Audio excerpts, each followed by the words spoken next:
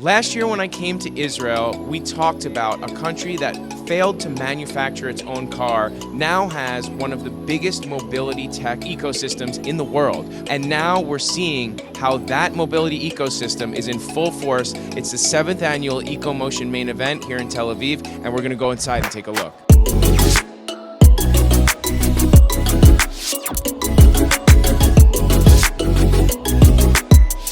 Been at EcoMotion for about 3 hours. We've already met with 5 or 6 companies, and leave it to Israel to put an event with like 300 or 400 companies, I don't know how many, on one day, and cram it all into one place. Imagine riding this through the streets of Brooklyn. What do you think? Omer is the CEO of InnoViz, and last year we talked to him about his LiDAR solution, and like last week or a couple of days ago, you just closed another funding round of $170 million.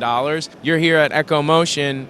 You're a busy guy. Who are you meeting here, and what's the value of coming to an event like this? The value comes from the people that visit here. There are actually 2 interesting events every year, EcoMotion and CES. And I think it says something about the industry in Israel. Renault, Nissan, Mitsubishi has just opened up an open innovation center in Israel. There are only 2 other of them. There's one in Silicon Valley and one in Shanghai. So why was this 3rd one opened in Israel? What will be done here? Because we need to be here. It's very simple. The first one is the fact that there are so many beautiful startups in this country that the only place where we are going so deep in the technologies. Silicon Valley is more about business model.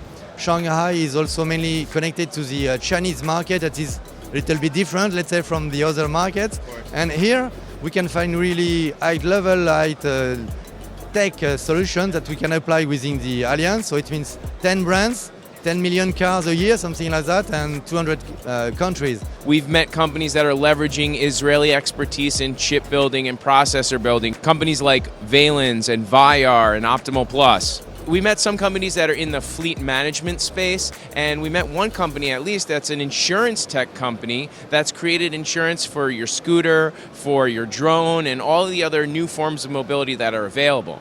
Other companies tap into Israel's legacy as a computer vision expert. We got a ride in a car from a company called Via Vision. Usually when you go on these autonomous car driving demos, in the back of the car, it's just a whole rack of servers, 4 or 5 rack units.